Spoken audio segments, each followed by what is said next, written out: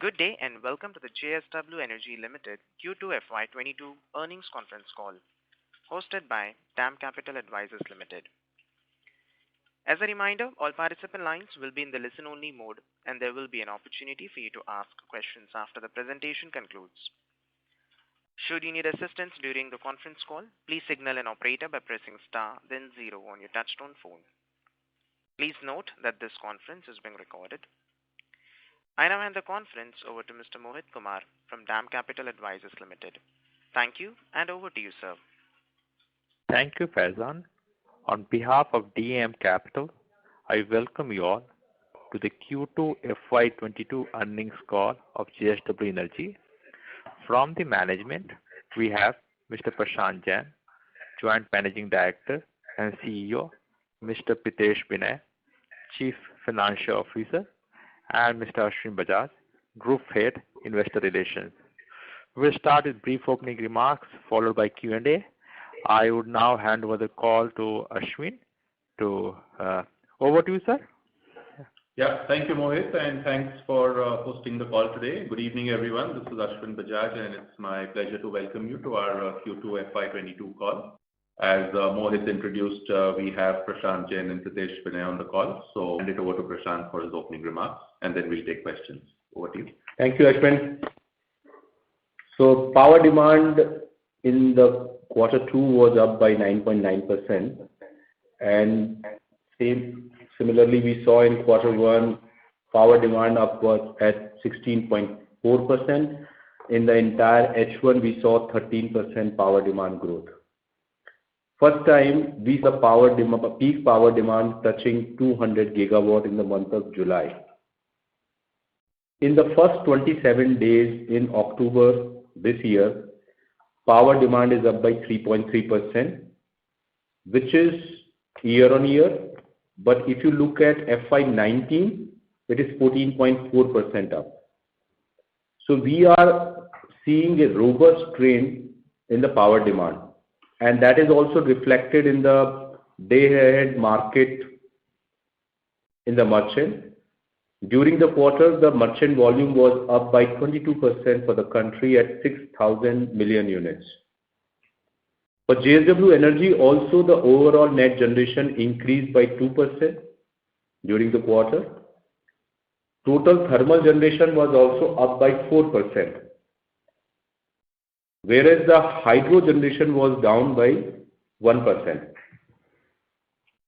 In terms of the long-term sales, it was flat at 6,200 million units, whereas the short-term sales in the merchant market was up by 116% at 236 million units.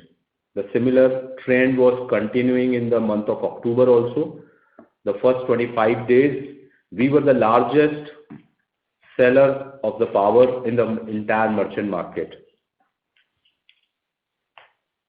During the quarter, our EBITDA was up by 10% at 1,080 crores, which was primarily due to the higher short-term sales as well as the recoveries in late payment surcharges.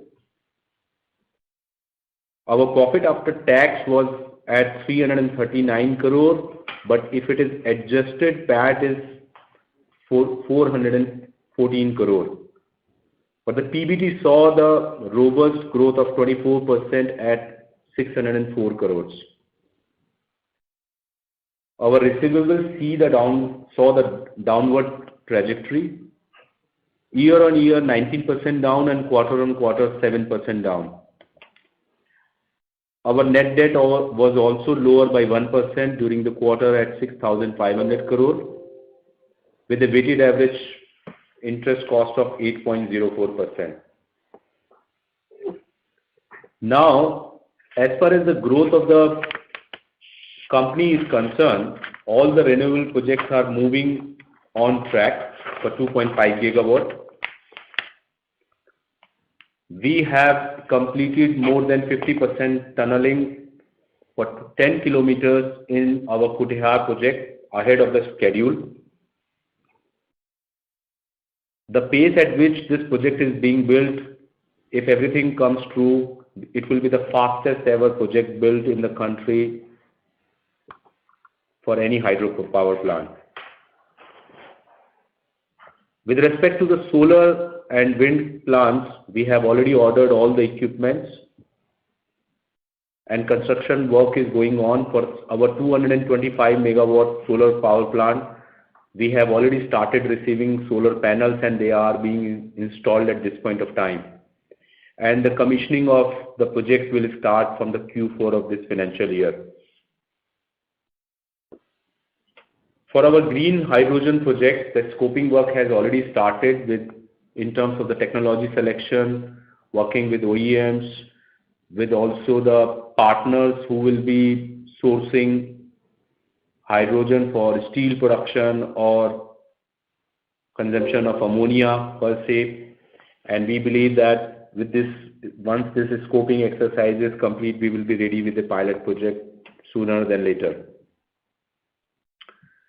We have also started taking concrete steps in terms of the intermittency solutions as we discussed last time. In line of that and in developing a large pipeline of intermittency solution, the first 1500 megawatt of the hydro pumped storage project MOU was signed with Government of Maharashtra. And similar, some other projects are also being developed. So JSW Energy will be moving in lithium-ion battery storage solution as well as hydro pumped storage solution to provide an integrated solution to a round-the-clock green power. Also, company has already appointed the legal advisor, tax advisor, the financial advisor for reorganizing our grey and green energy business. And we are expecting in a couple of weeks, a final scheme will be presented before the board, and then once the board approves it, then the implementation of scheme will start to unlock the value. With this, I would like to open the floor for the question and answer session. And I take this opportunity before closing my remarks to wish you and your family a very happy Diwali in advance. Thank you. Thank you very much. We will now begin the question and answer session. Anyone who wishes to ask a question may press star and 1 on their touchtone telephone. If you wish to remove yourself from the question queue, you may press star and 2. Participants are requested to use handsets while asking a question. Ladies and gentlemen, we will wait for a moment while the question queue assembles. Reminder to the participants, anyone who wishes to ask a question may press star and 1 at this time. Reminder to the participants, anyone who wishes to ask a question may press star and 1. The first question is from the line of Mohit Kumar from DAM Capital Advisors. Please go ahead. Yes, good evening, sir. So firstly, on the reorganization of grey and green, what are the timelines you're looking at? What are the steps, after board approves? We as an investor will get to know, more about it. And the related question is this hydrogen thing will be part of green. What are the projects you are looking at in the next 12 to 24 months, which you believe which can be, which can become where you can start some work? So I'll take the second question and I'll ask Pritesh to answer the first question. So as part of the reorganization of the business, whether it is renewable generation by hydro, solar, wind, also the intermittency solution by lithium-ion battery storage or hydro pumped storage, the green hydrogen, green ammonia initiatives, all this will be part of the total green business. The only grey power business will be having only the thermal business, which is right now Ratnagiri, Vijayanagar and Barmer. So this is how the reorganization will be happening, and any other future venture also, which is with respect to either the generation or any other specific initiative with respect to the which is ESG compliant and green, will be a part of the entire green vertical. And Pritesh, would you like to answer on the timelines? Yeah, sure, Prashant. Mohit, if you just take a step back and you look at the way our corporate structure is today, we have, of course, thermal business in the parent company. Then we have another wholly owned subsidiary, which is a Barmer entity, which is a thermal asset. We have a separate JV, which is a transmission asset. We have hydro as a 100% sub, which in turn has a sub of Kutehr project.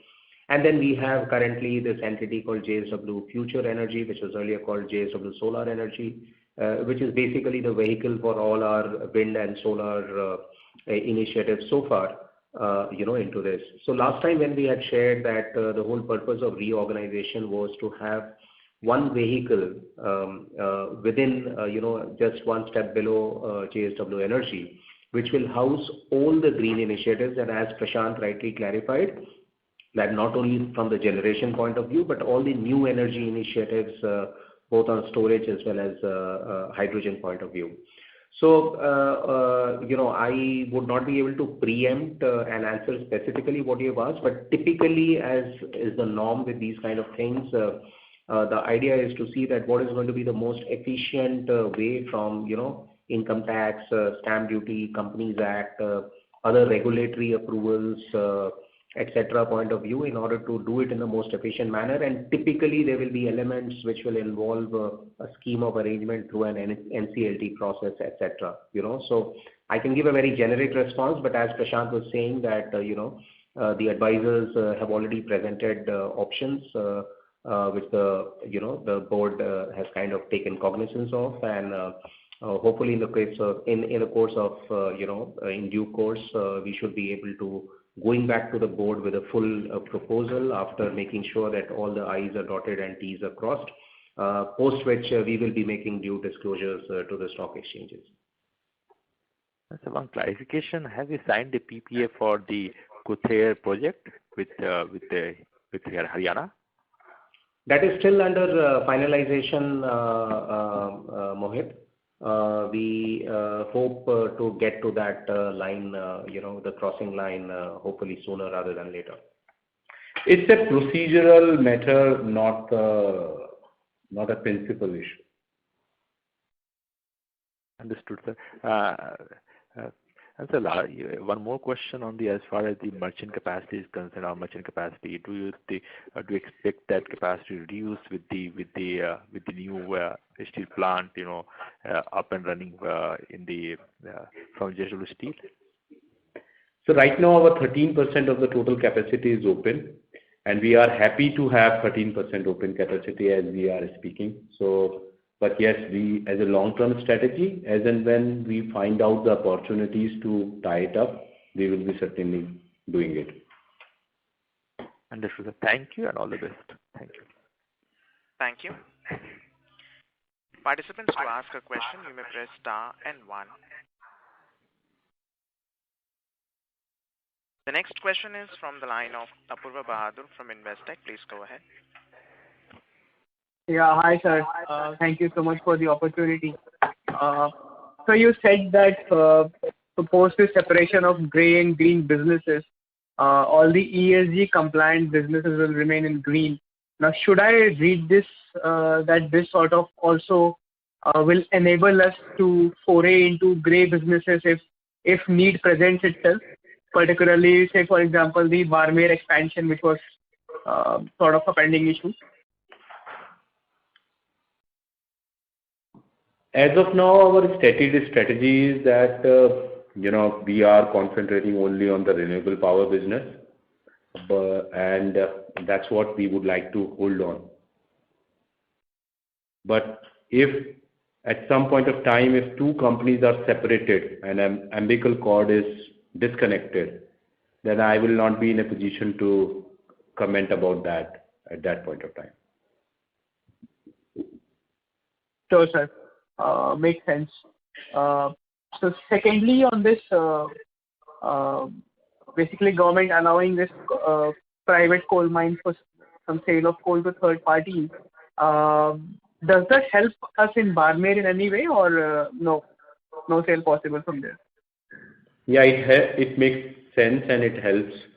So it is permitted in law now to make a sale, and so we are working with the respective government authorities to look at that. So what would be the quantum if and when that sale commences? So as of now, 3 million tons of lignite can be sold as per the environment clearance.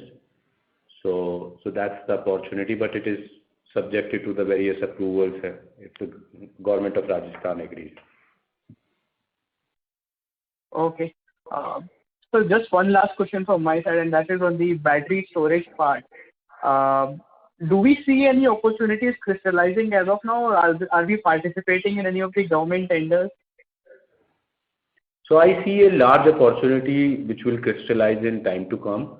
And so right now, some tenders are being, crystallized, and they will be coming into play. But at this point of time, the costs are pretty high, and these will be the exploratory tenders. But for the meaningful capacities to come, it will take at least 2 years. With that, we will be seeing a lot of storage application. But I see more potential on hydro pumped storage as compared to the battery storage solution because of the shelf life and also the environment friendly nature, and third is cost competitiveness. So once a hydro pumped storage project is built, the life is 100 years, whereas the battery storage system life is only 6 to 7 years. So there are only number of cycles which can be used for the charging and discharging for a lithium. So the cost becomes high for them. Okay. So in that case, the MOU with Maharashtra, which we have signed, what type of timelines can we expect for a possible execution?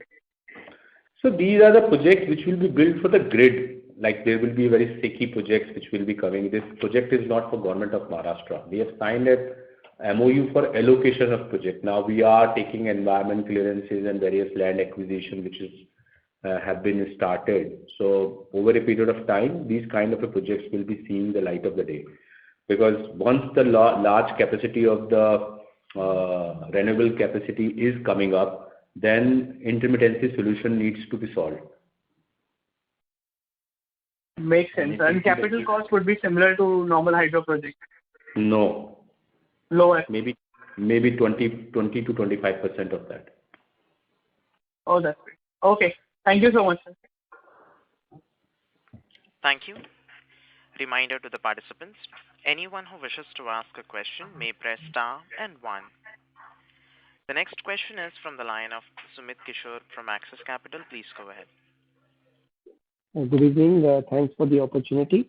My first question is regarding JSW Energy's leading position as a seller in the merchant market.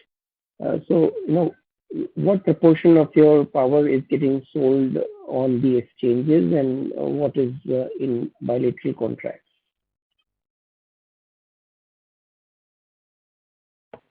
So we have been selling, a large volume. Like if last quarter, if you see, there was a total merchant market of 6,000 million units, and we sold close to 235 million units, 236 million units. So which was only 4% of the total size. But in the month of October, we sold more than the volume what we have sold in the last quarter itself. And so in terms of the individual IPP, we were the largest. Okay. And this was what proportion was on exchanges? So just to understand. 100% of the exchanges. We sold 100% on the exchanges. So during the good vibrant market, we sell 100% of our capacity, and sometimes our plants run at 104, 105% capacity also. So in October month, was a good month for us. Yes. And given that long duration contracts are likely to get introduced on exchanges soon now, the regulator has paved the way. Would you think that bilateral market would be something of the past for you now, because LDC would provide an option on the exchanges for a few months to a year? I don't think you will be seeing in time to come the merchant market only. Over a period of time, once this all capacities gets crystallized, it will be only a long-term market in India.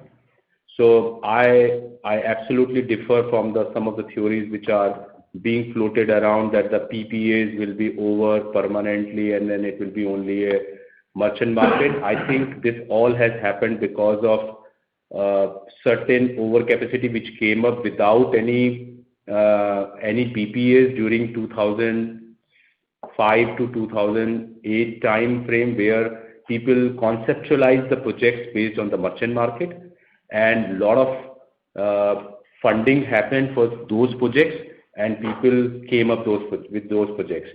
Now those projects have been tied up over a period of time, and now some of the capacity will get tied up, whichever is pending, because most of the projects which were under construction, they died down, and they are sitting in NCLT as a bad debt at this point of time. And some of the projects which are operating, their capacities are getting tied up. Like if you look at JSW Energy, was having 55% tied up capacity and 45% was merchant. Today we are only 13% merchant, and we will also tie up. Now for last 5 years, no capacity has been built on merchant, and right now also nobody is building it. So once this all capacity gets built up and gets tied up, then there will be no merchant market in this country. It will be only the long-term market. Who is going to set up for 25 years a merchant market? A power plant will make an investment today and then wait for a merchant to decide. So no lender funds, no person puts a equity. It's a all myth which is being created by some people. The share of the short-term market, which is 11-12% of the overall market, in your opinion, will still remain in this range, and will also get tied up. Everything, because given a choice, you talk to any seller in the market, he wants to tie up his capacity if there is a long-term buyer, and all these people will be tying up. Like look at the situation. 2 years ago, Pilot 2 scheme auction was done by Government of India. There was no taker at 3.25 rupees. All PPAs were signed once this October crisis happened. So once the shortage happened, look at this situation. Every year only 10 gigawatt capacity has been adding up in this country, which is renewable, which is equivalent to 2 gigawatt. Actual power demand has been growing 9-10 gigawatt. So last 5-7 years time frame, around 35 to 40,000 over capacity was absorbed, and this was the capacity which was floating in the merchant market. Now once you are seeing this kind of economic recovery, first this all open capacity will get absorbed. They will get the coal linkages, they will get the coal from the commercial mining or the mines which are going to source the coal from the captive mines which is Government of India has allowed. With that basis, people will try to tie up this capacity, and once they tie up this capacity, merchant market will dry up, and no new investment is coming based on the merchant. That's the only prognosis. So, but why aren't we seeing 25-year long-term PPA, or auctions happening to absorb that capacity now? For the last couple of years also, we've not really heard of any 25-year PPA getting signed. Sorry, your line is bad. I could not hear you. There's a lot of echo, Sumit. I don't know if you're on speaker. Can you just speak on the handset, please, so that we can hear you clearly? Thank you. Is it better now? Yes. Yeah. Sorry for that. So I was saying that in the past 12 months, we are yet to see any states asking for 25-year PPA. So you basically suggesting in the next 12 to 24 months, there will be multiple states coming out with requirement for 25-year PPA? See, once the shortages start happening, the people will sign up for it.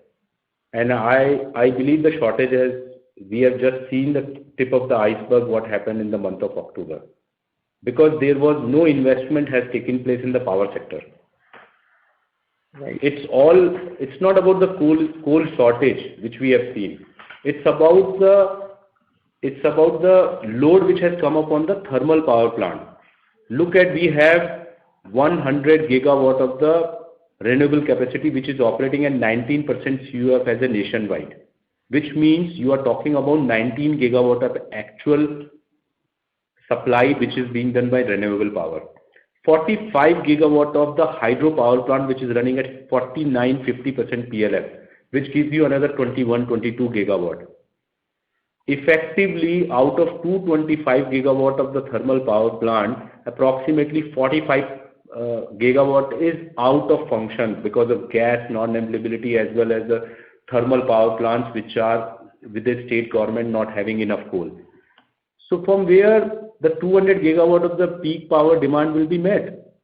So now the coal crisis has happened because there's a demand has come up, and coal prices in the import market went up substantially. So the power plants which were dependent on the imported coal stopped operations because it was not viable for them to import coal at 8 rupees a unit power and supply in the market. And that's what some of the power plants stopped.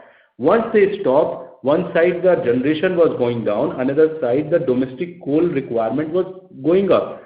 Thirdly, there is 65-70 gigawatt of the captive power which is generated based on the imported coal by the industry. The big large refineries, the large steel plants, cement plants, they import coal. They started switching over to domestic coal. So the more and more pressure came on the domestic coal. Coal India has been increasing production this year as compared to last year. So the pressure was on Coal India because captive guys and the imported guys, everybody moved over there. But the actual problem is there is not enough capacity. Got it. Moving over to the quarterly result itself, just two questions there. The close to 150 crores in the September quarter, maybe just some is composition of this other income, how much is treasury income, what is the total liquid cash balance, including liquid investments on the balance sheet. And second one on tax. The tax rate seems to be high. I mean, is there something that we need to take note of? So I'll ask Pritesh to take this. Yeah. Sumit, sorry, we lost you for a few seconds during the first part of your question. I got the other two parts. One is on the other income and on the tax rate. What was the first part of your question? Cash equivalent of liquid investments on the balance sheet, and what is the composition of that other income? Is it all treasury income? Yeah, sure. I get it. See, so the cash balance at the end of the quarter was about 1,777 crore, right? That's also mentioned in the presentation. And if you look at the tax rate, you're right, the tax rate is appearing higher, but the way to look at it is this, that there are two things that are happening. One is hydro business, of course, is seasonal, where the earnings are front-loaded because of seasonality and hydrology in the first half of the year, and it reverses in the second half of the year. What has happened in the hydro business is that if you recall our disclosures of the first quarter, we had done a $700 million US bond issue in the month of May. And because of that, when the proceeds came, we prepaid the existing rupee term loans, and there were one-time charges that got which had to be booked on account of the prepayment charges as well as the absorption of the unamortized cost of that loan. That was an amount of about 92 crores that was hit in the first quarter. So as a result of that, what is happening is this, that the effective tax rate at the hydro entity is going up, because Karcham is already under 80IA. So, one was not able to get the tax shield on account of this provisioning that was done, or the one-time hit that was done in the books of hydro. But that is going to normalize during the course of the year. So if I were to kind of, help you think through this, that end of the day, what should be the effective tax rate on a consolidated basis looking like? What is going to happen is this, that if you see the last few years on an average on a consolidated basis, our effective tax rate is in the ballpark of about 25% plus minus something any given year. We should be largely in that range for the whole year as well. Okay. So I hope I've been able to explain that tax part. The other part of the question that you asked is the composition of the other income, right? Yes. Now, in the other income, there are essentially two components which are material. One is, we won this case in the Supreme Court on account of the LPS charge at MSEDCL, because of which we have got, 57 crores of income has been booked on account of that.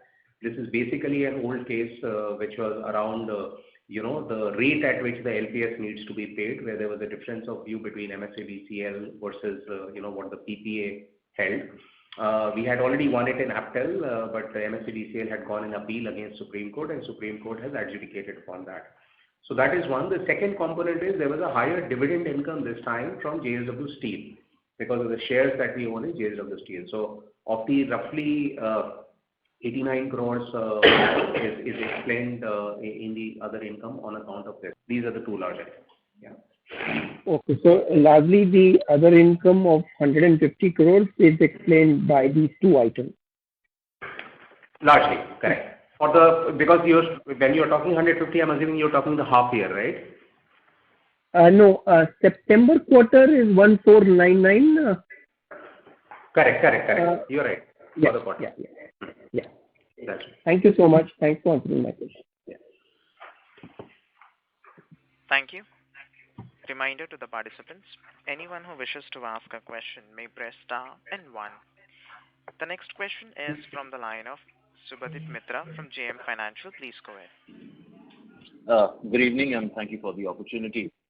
My first question is with regard to the domestic coal supply crisis that we have seen, and at least the recent data seems to show that coal supply seems to be finally in place and demand is flattening. So probably the plant coal stock up is starting to happen. So in your view, do you think we are over the hump and we may see this coal supply crisis tapering off going ahead? Not at all. Because this is not a coal crisis. This is what I just explained. This is a power capacity crisis. Understood. So demand is moderated because of the festival season, number one.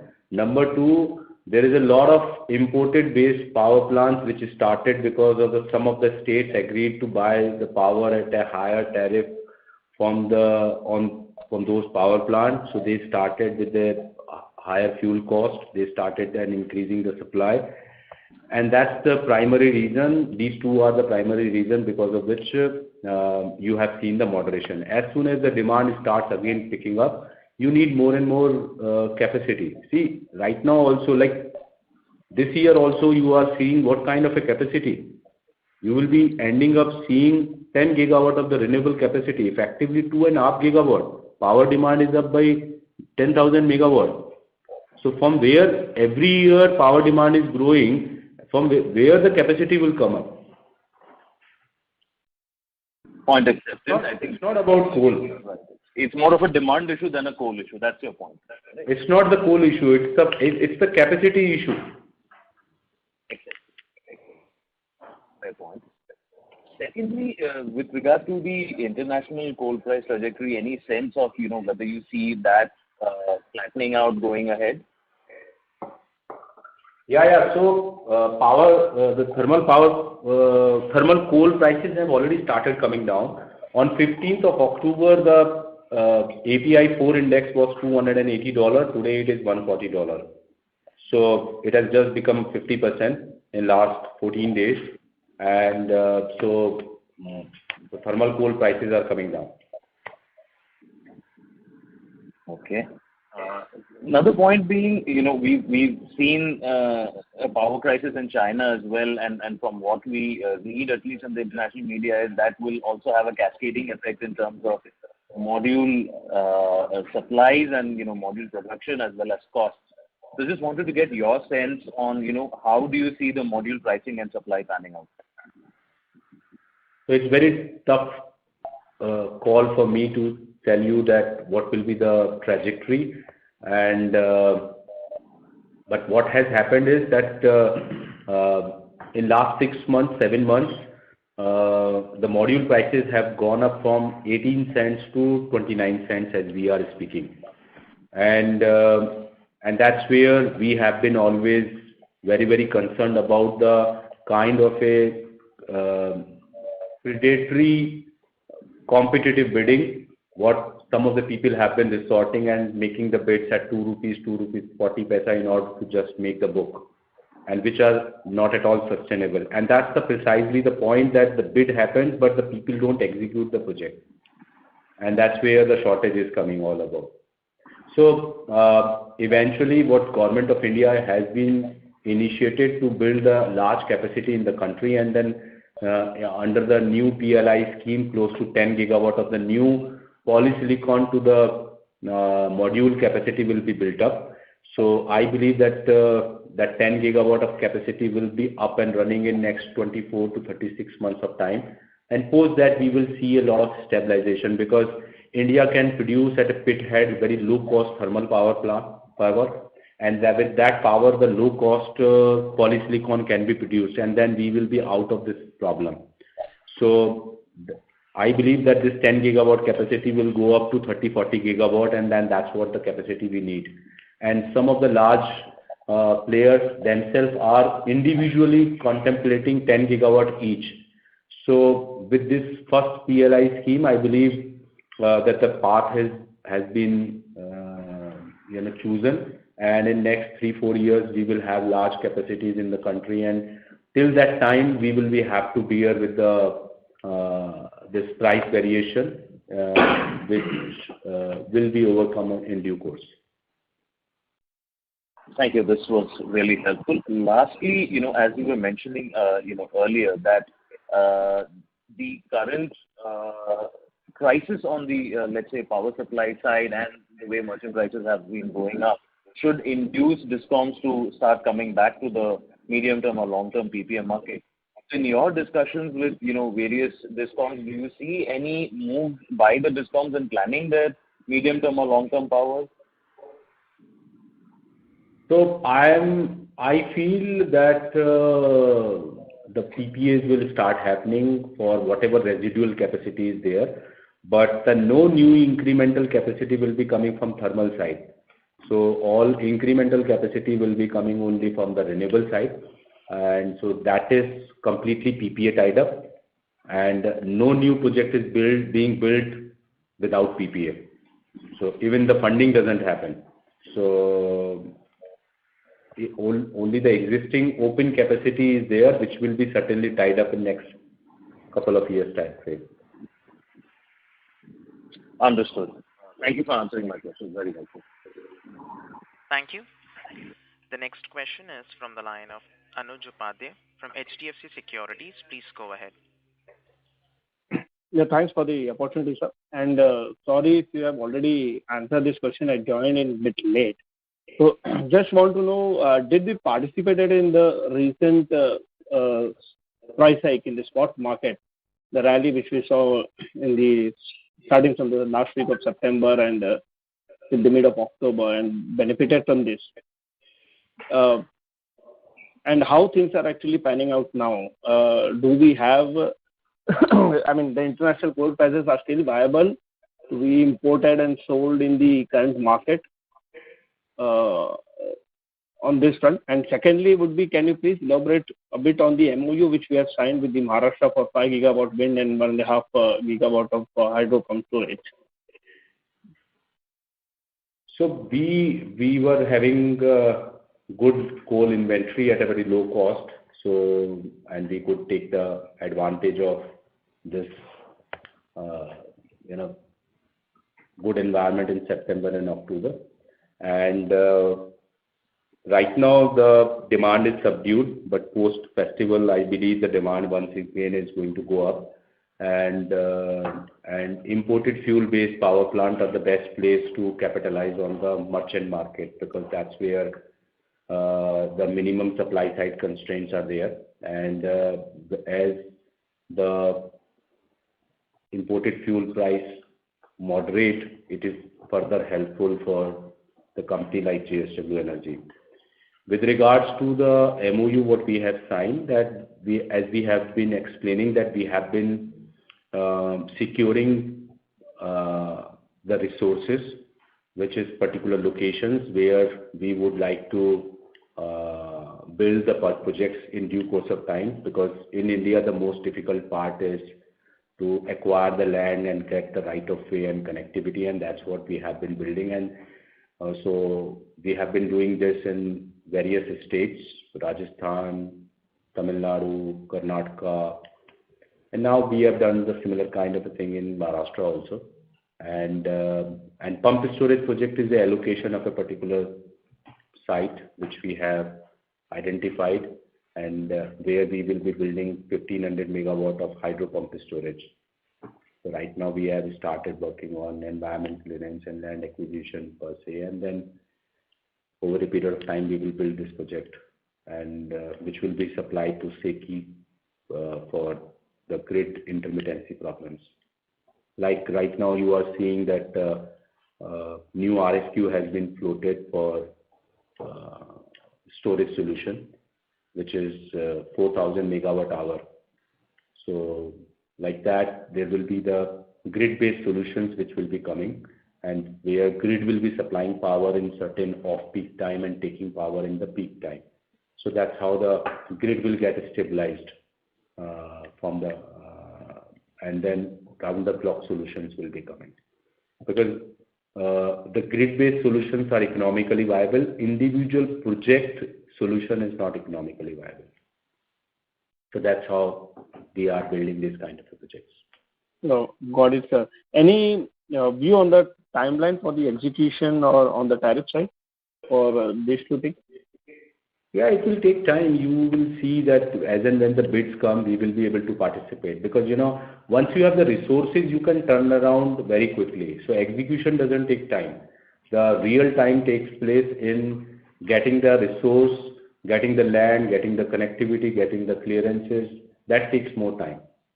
Execution takes no time.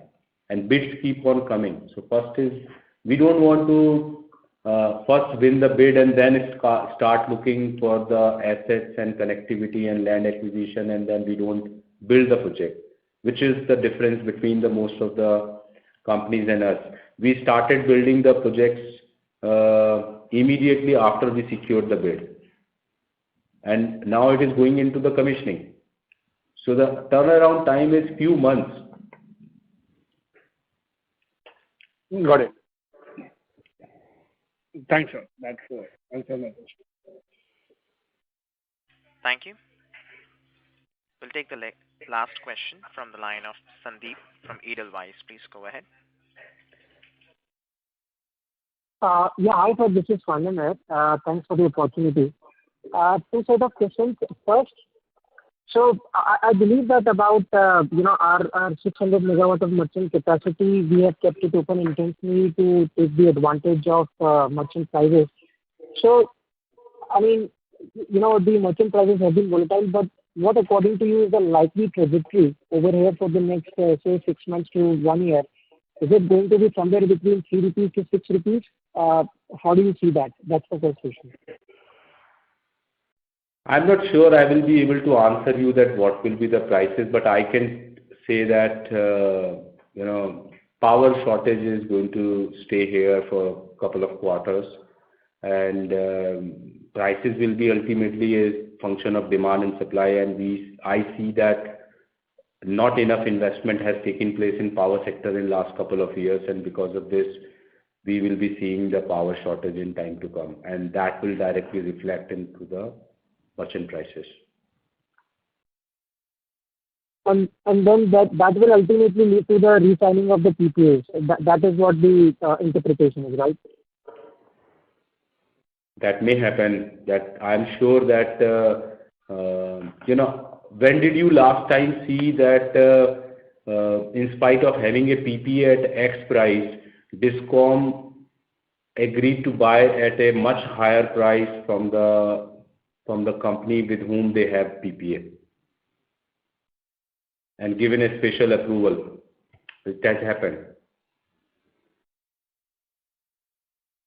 Yeah, that's true. I take your point. But then, they had kind of obligation. That's what they said. So that was another thing, perhaps. Sir, my second question is, do you actually foresee peak deficit, which is right now at just about 0.5% or 1%? Do you foresee that we are going back to 2011 times when the peak deficit used to be about 10 to 11%? Because India being an evening peak country, the renewables have little role to play over there. And thermal, since we are not investing, you will see that 2023-24 you will hit that peak deficit. I believe very strongly that we are going to see the power shortage because we have not made enough investments. Okay. No, so basically, that's what I am also saying, that the deficit is going to increase. If there is a shortage, there will be the deficit which will be increased. It's a one and both are the two sides of coin. Yeah. No, I agree. So my point was that when are we likely to see that? Is that likely to be visible in CY 22-23? When do you think that is likely to start hitting? No, I think we have already started seeing it. Okay. We will continue to see it because where is the investment happening other than renewable? And what is the pace of investment? 10 gigawatt, which is 2,000 megawatt a year. The demand is increasing by 10,000 megawatt every year. Right. So we know you plot on from 2010 to 2020 how much capacity we have increased and how much demand has increased.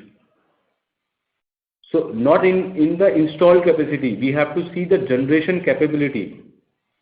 So if in last 10 years we have set up 100,000 megawatt of the renewable capacity, last 10 years, which is equivalent to 19 gigawatt only. We are talking about capacity increase, but we are not seeing the actual capability to generate how many million units. Whereas the demand is growing much higher. So last 7-8 years, close to 45,000 megawatt of overcapacity has been absorbed. We have been a power surplus country in terms of the capacity from 2013 onwards, and that's where you have been seeing this kind of a NPA problem and also the subdued merchant market and all this kind of a thing. But this all overcapacity has got absorbed in last 6 years, 7 years. Now, in order to overcome this, you need to at least set up 35,000 megawatt of renewable every year. Then you are meeting the incremental demand. Then you will continue to have this kind of a scenario what you are having. But if you don't set up that kind of a capacity, then you will be having shortage. Right. Got it, sir. Thank you so much. Thank you. Thank you. Ladies and gentlemen, that was the last question for today. I would now like to hand the conference over to the management for closing comments. Thank you. Yeah, thank you everyone for joining us this evening, ladies and gentlemen, and feel free to reach out to us for further questions. Thanks again. Thank you. Ladies and gentlemen, on behalf of DAM Capital Advisors Limited, that concludes this conference. Thank you for joining us, and you may now disconnect your lines.